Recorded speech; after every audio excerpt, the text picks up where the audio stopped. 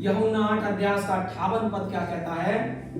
यीशु ने उनसे कहा मैं तुमसे सच सच कहता हूँ कि पहले इसकी अब्राहम उत्पन्न हुआ, पहले इससे कि अब्राहम उत्पन्न हुआ मैं हूँ। अब इस बात से बचड़ गए। कभी तेरी उम्र अभी 50 साल की भी नहीं है, तू कहता मैं अब्राहम से बड़ा हूं। ये कौन बोल रहा था मुझे बताओ? परमेश्वर बोल रहा था और के अंदर इससे पहले अब्राहम होता मैं हूं। वो उनकी आंखों पर पर्दा पड़ गया था, ये नहीं पता चल रहा था उन्हें कि ये खुदा बोल रहा है। इससे पहले कि अब्राहम पैदा होता मैं हूं, और मैं हूं ने आके इस पृथ्वी पर प्रचार किया। और क्या प्रचार किया? 11 अध्याय का 25-26 पढ़ जल्दी से। हाँ,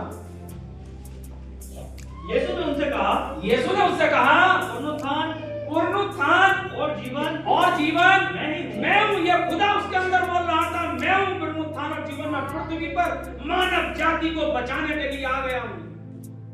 और जो कोई मुझ पर विश्वास करता है यदि मर भी जाए, अगर वो मर भी जाए तो भी जिएगा।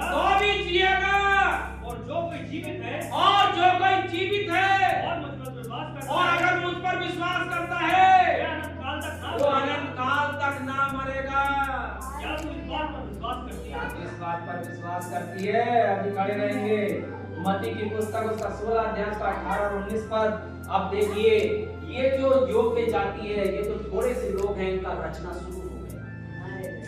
अब इनका रचना शुरू हो गया। कैसे शुरू होता? पढ़िए। हाँ, और मैं भी तुझसे कहता हूँ, पतरस से कहता, मैं भी तुझसे कहता हूँ कि तू पतरस है, और मैं इस पत्थर पर अपनी कलीसिया बनाऊंगा।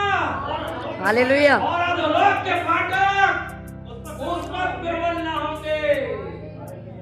मैं तुझे स्वर्ग के राज्य की कुंजियां दूंगा। और जो कुछ तू पृथ्वी पर खोलेगा, पृथ्वी पर बांधेगा वो स्वर्ग में बंध जाएगा। और जो कुछ तू पृथ्वी पर खोलेगा वो स्वर्ग में खुल जाएगा। कलीसिया किसके द्वारा स्थापित करने का विचार बनाया? पतरस के द्वारा। पतरस, मैं तुझे स्वर्ग के राज्य की कुंजियां दूंगा और अधोलोक के फाटक उस पर प्रबल ना होंगे। एक कलीसिया को रच दिया पतरस के द्वारा, और उसमें मेंबर ला करके रखना शुरू कर दिए। कैसे शुरू कर दिए? लेकिन अभी कुछ नहीं, अभी वो सादा आदमी है। क्योंकि पतरस ने क्या कहा था? ये बात जब घटित हो रही थी कि है पतरस, मैं इस पत्थर पर अपनी कलीसिया बनाऊंगा। उसने चुन लिया, कलीसिया का द्वार बना दिया। लेकिन वही पतरस है, जब एंड टाइम आया तो तलवार निकाली और मारी एक कान पर एक आदमी के, तो कान दूर गया। यीशु मसीह ने कहा अपनी तलवार अपनी म्यान में रख। जो तलवार चलाते हैं वो तलवार से मारे जाएंगे। अगर मैं अभी अपने पिता से विनती करूं तो वो 12 पलटन स्वर्गदूतों की सेना भेजते। उसने उसका कान उठाया और कहीं जोड़ दिया। पतरस तो तलवार चला रहा है अभी तक, और यीशु मसीह कह रहा है मैं कलीसिया बनाऊंगा इस पर, और वो तलवार चला रहा है। लेकिन मेरे साथ यीशु मसीह ने कहा जीतने के बाद जो तुम मुझसे सुन चुके हो उसका इंतजार करते रहो। और 120 जन बैठे हैं और इंतजार कर रहे हैं। अभी कुछ नहीं हो रहा है, वो प्रार्थना कर रहे हैं, दुआ कर रहे हैं, बिलख रहे हैं, रो रहे हैं, तड़प रहे हैं, परमेश्वर तू क्या करना चाहता है हमारे लिए यीशु मसीह। और जब पिन्तेकुस्त का दिन आया तो वो सब आत्मा से भर गया। किसी उसके ऊपर आखिर जो तलवार चलाता था उसने तलवार फेंक दी और यीशु मसीह के खातिर कोड़े खाने के लिए तैयार। अब क्या करता है प्रेरितों का काम?